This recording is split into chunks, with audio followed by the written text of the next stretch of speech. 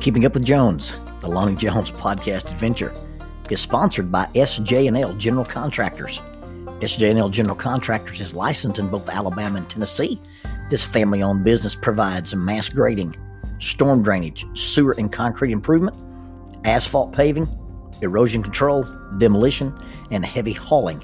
If you're in need of any of these services, you can contact them at 931-433-4660. That is 931-433-4660. If you'd like to be employed by this family-owned company, 3 W's and a dot, sjnl.com, www.sjnl.com.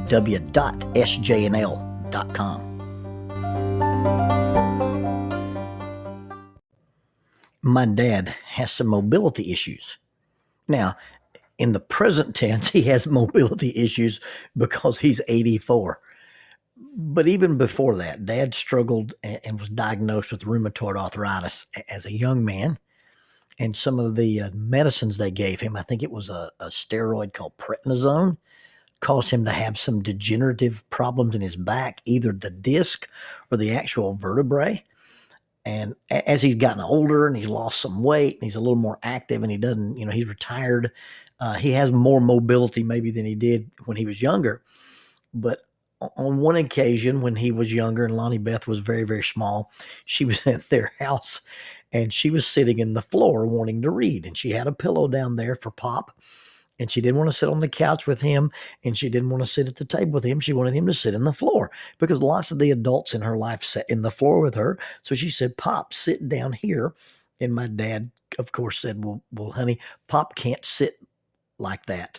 And she said, well, it's easy. Just bend your legs. And what is easy for some people is not easy for other people.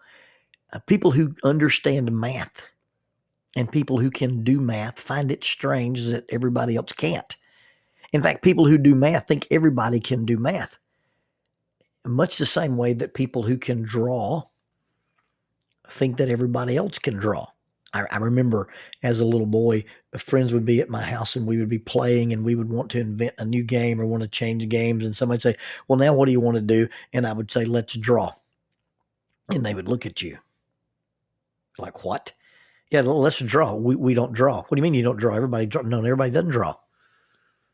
And now here I am on one of my Saturday afternoons on a quote unquote play date. And I'm stuck with this dude that doesn't draw. And I'm going to lose some very serious weekend drawing time because now he doesn't draw. What am I supposed to do? Draw and let him watch? I remember as a child realizing that I could draw. Now, my artwork is very simple. It's heavy in line. It's more illustration than it is rendered artwork. Even my paintings are more cartoonish than they are real life. But I've drawn all my life. I remember my dad would walk by and I would draw on these pulp paper sketch pads. They're called scribble pads. My mom would buy me one probably every month at Sky City with a couple of little black ink pens. And my dad would walk by and go, did you draw that? I said, yes, sir. No, you drew it. You didn't trace it. No, sir, I didn't trace it. Well, what did you look at? Well, I didn't look at anything. The picture was in my mind and I just drew it. And I really, here I am making a podcast about that people who draw think everybody can draw. I really do think everybody can draw because drawing is not about your dexterity. It's not what you do with your hands. It's your ability to see proportion and see perspective and translate those shapes into the proper combination to make it look like what you want it to look like. I remember being in school and drawing. I'd take notes and draw, take notes and draw. And I was drawing, and I very distinctly remember drawing this little hut, a little thatch hut on stilts, and a palm tree coming out.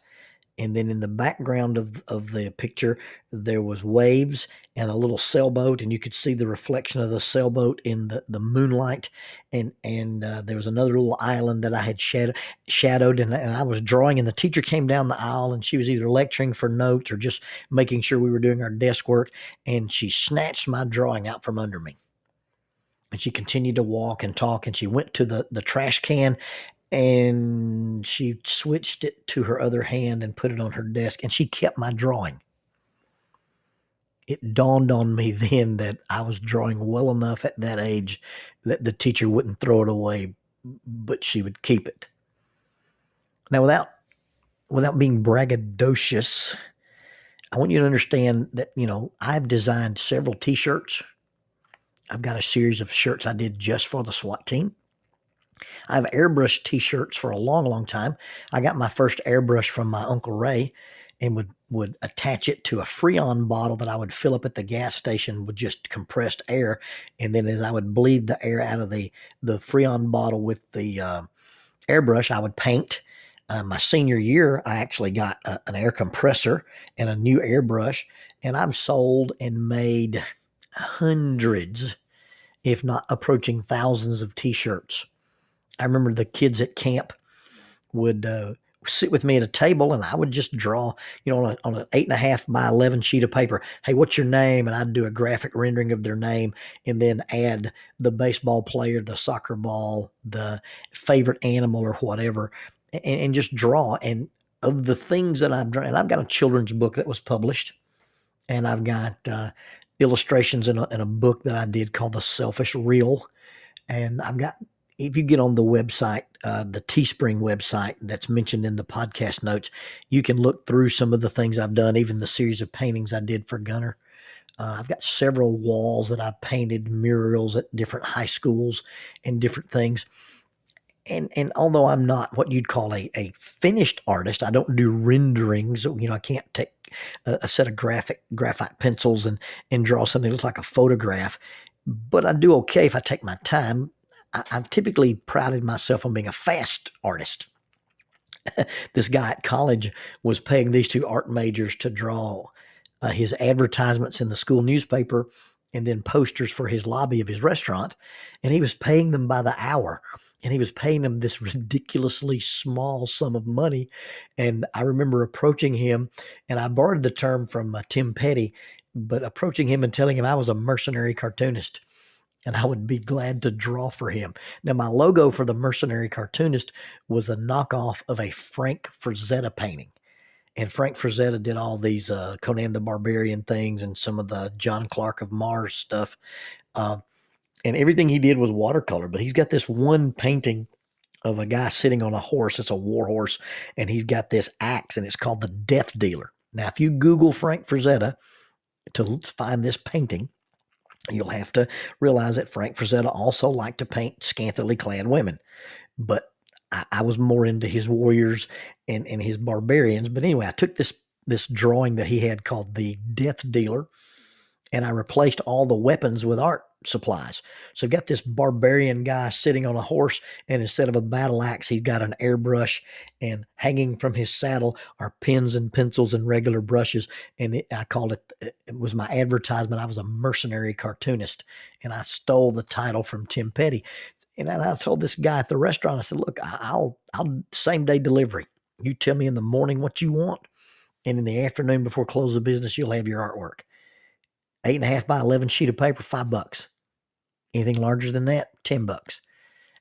And I sold him artwork, and I sold artwork out of my dorm room using my airbrush. And so, I'm somewhat of an accomplished artist. I'd sit down at camp with the kids and draw these things for them, and they would treasure them. And you got to understand, these are cartoons, but and kids will tell me today, hey, I still got that thing you drew for me at camp. I begin to understand that sometimes it's not about the artwork, but it's about the sentiment that goes with the artwork. When Lonnie Beth got married, we were in the bridal area. Her mom and I were there, and they were taking the dad and the daughter pictures and the mom and the daughter pictures.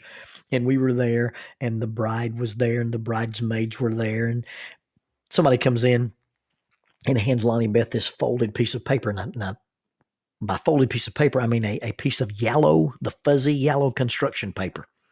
Well, she sits down and she opens it up, and she gasps. And then she starts these tears, and the girls gather around her and there's these oohs and these ahs.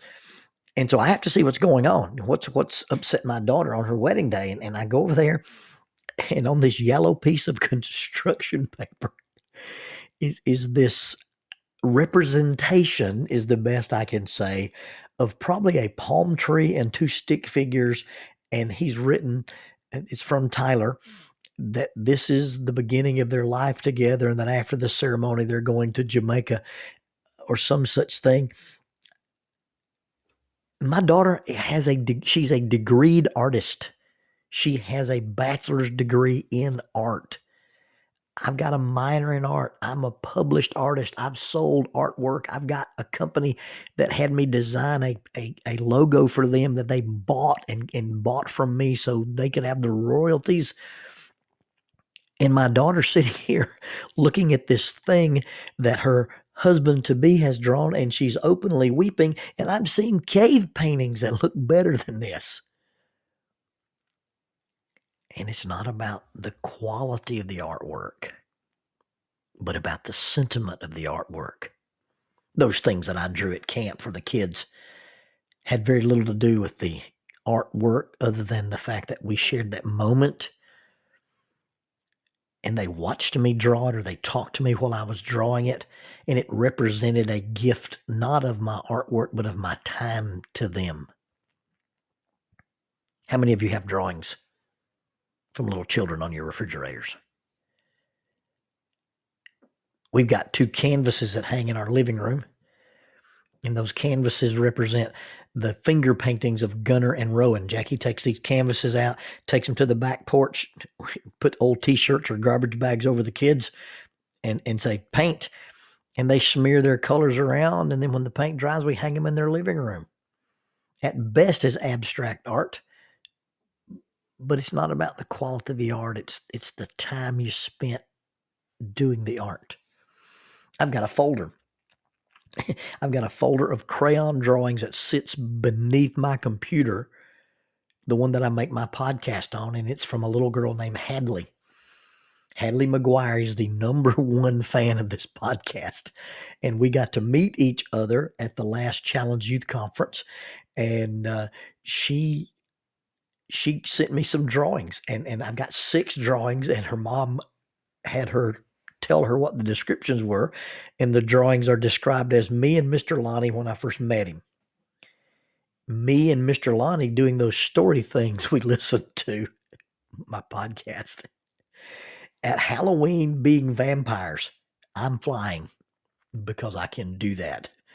The next one says that's us climbing down a wall, and that's our ropes, the black line.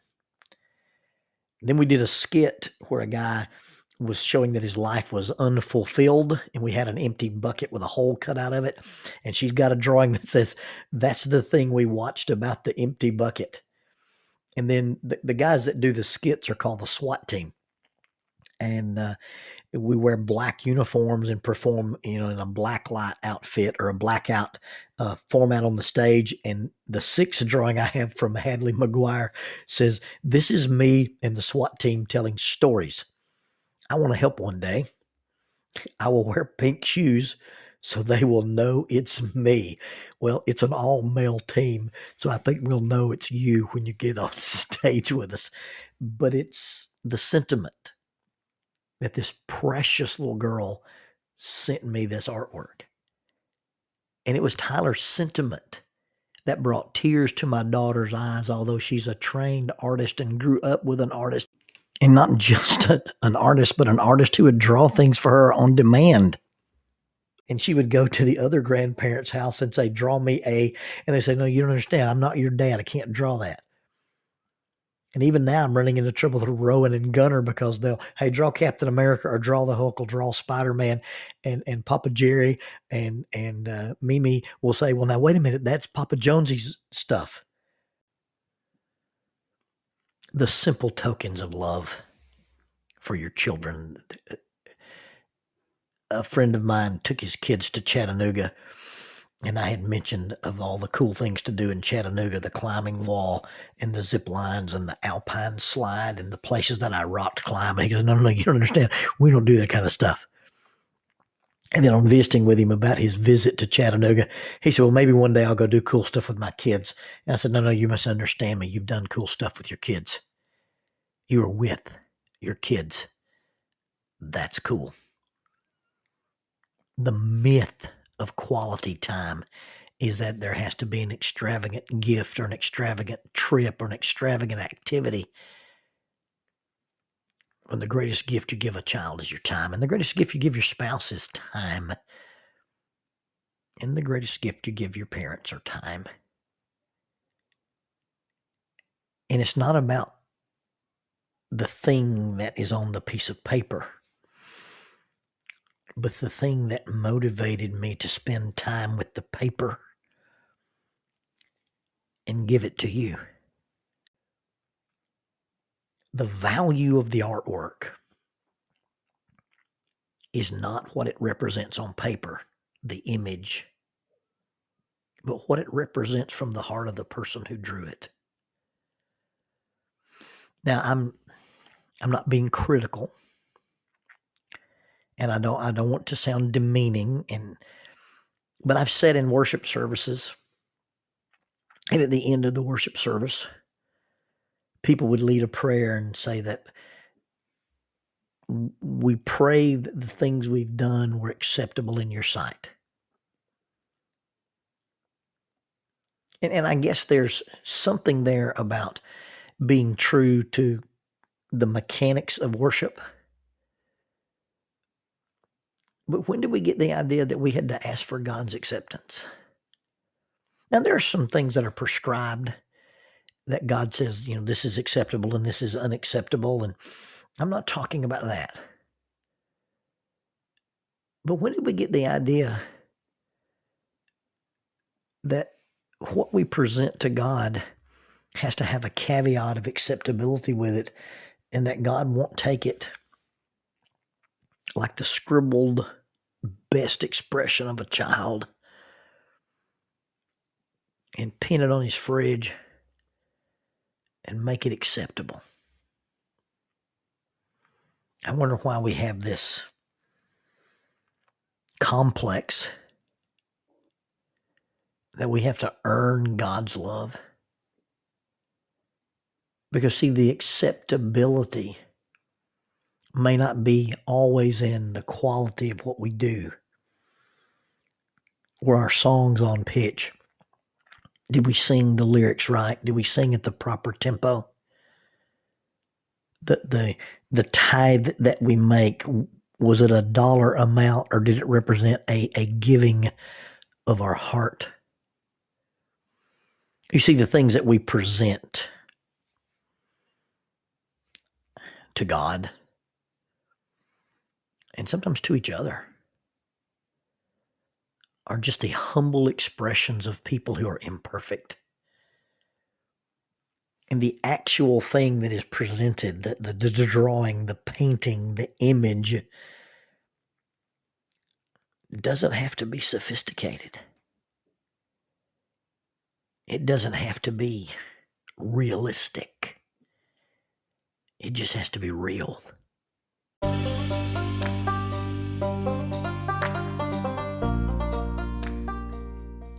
Keeping Up with Jones, the Lonnie Jones podcast adventure, is sponsored by us. What? We sponsor ourselves? Is that even legal? Check us out on Amazon.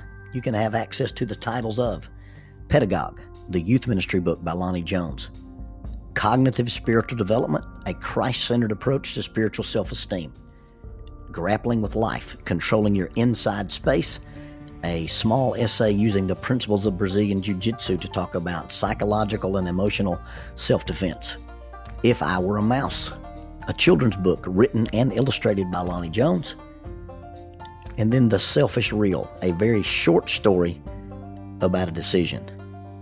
Also, you can check out our YouTube channel to see archived lessons and presentations from across the country, some videos with rope tricks and knots. Don't forget to visit the Facebook page 550 Guys to learn about the little rope men that we make and that we invented and that we make. And then be sure to click like, subscribe, and share. This is Keeping Up with Jones, the Lonnie Jones podcast adventure.